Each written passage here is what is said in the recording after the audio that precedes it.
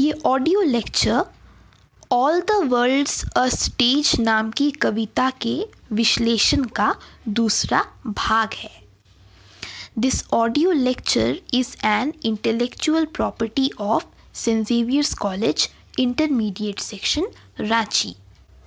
Any unauthorized use of the material is strictly restricted. इस audio में अब हम बात करेंगे कविता के दूसरे भाग की। नौजवान जब धीरे धीरे और बड़ा होता है तो वो अब अपने जीवन के 5वें पड़ाव में प्रवेश करता है। 5वें पड़ाव में आकर इंसान बिल्कुल किसी अदालत के जज की तरह व्यवहार करना शुरू करता है। जिस तरह अदालत का जज अदालत का विचारक या फिर न्यायाधीश हर बात को अच्छी तरह सही गलत, अच्छा बुरा, लाभ हानि इन सब तराजुओं में तौलता है, बिल्कुल उसी तरह अब मनुष्य अपने जीवन की हर बात पर भी अच्छी तरह से विचार करना शुरू करता है। मनुष्य अब अपना घर, परिवार, परिवार के लोग इन सभी के बारे में सोचना भी शुरू करता है। वो अपने परिवार के लिए, अपने लिए सुख सुविधा के सामान अच्छी तरह इकट्ठा कर सकता है। वह अब भोजन भी अच्छी तरह करता है।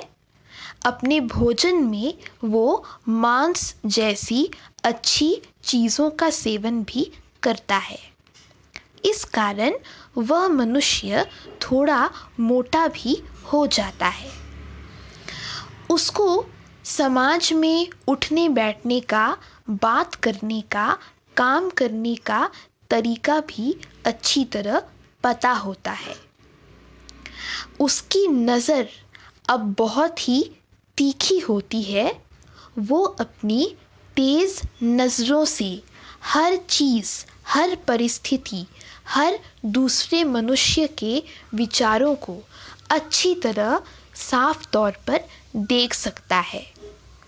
वो अपने कपड़ों का, अपनी बाल, अपनी दाढ़ी इन सारी चीज़ों का अच्छी तरह ध्यान भी रखता है।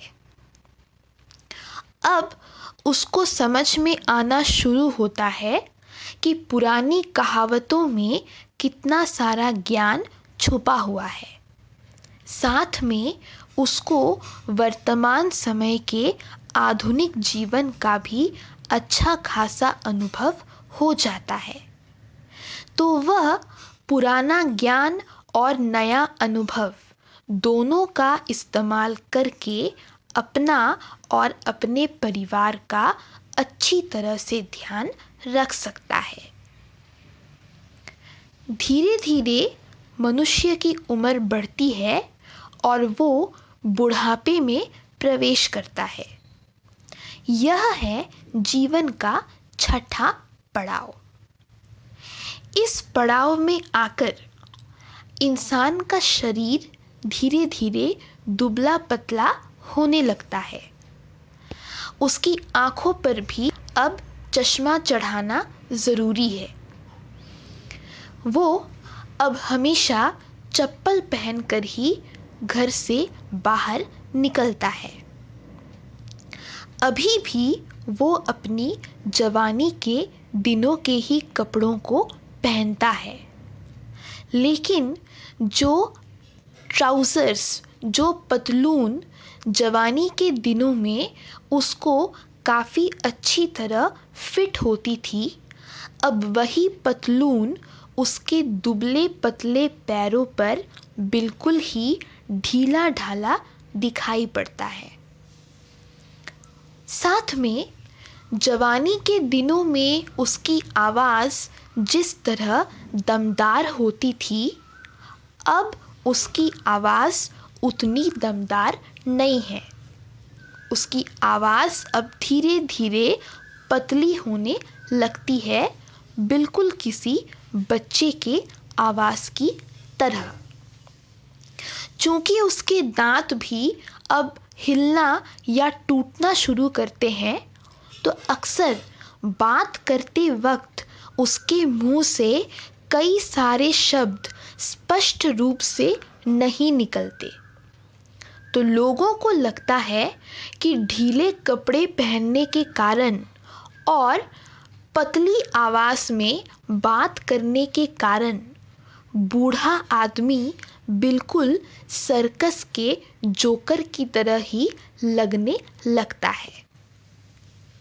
जैसे जैसे बुढ़ापा आगे बढ़ता है, इंसान अब अपने जीवन के अंतिम और 7वें पड़ाव में प्रवेश करता है।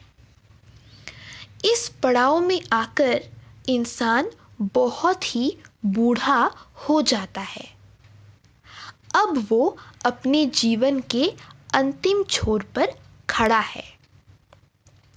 बुढ़ापा अब उसके लिए बचपन का ही दूसरा रूप बन जाता है।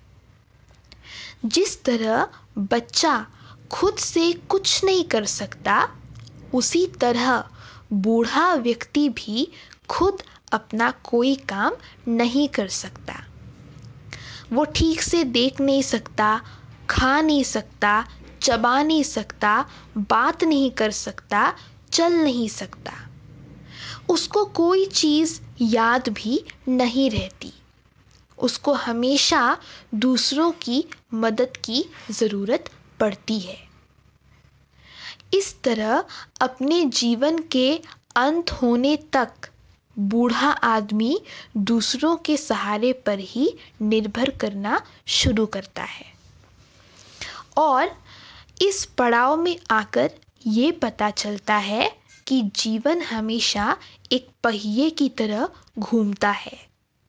जिस स्थिति में हमारी शुरुआत होती है, हम घूम फिर करके उसी स्थिति में वापस पहुंच जाते हैं।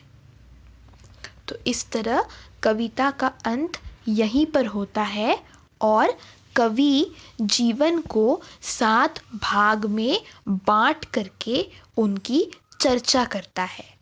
तो ये 7 भाग हैं: शिशु अर्थात baby, school boy, lover, soldier, जज, ओल्ड मैन और वेरी ओल्ड मैन।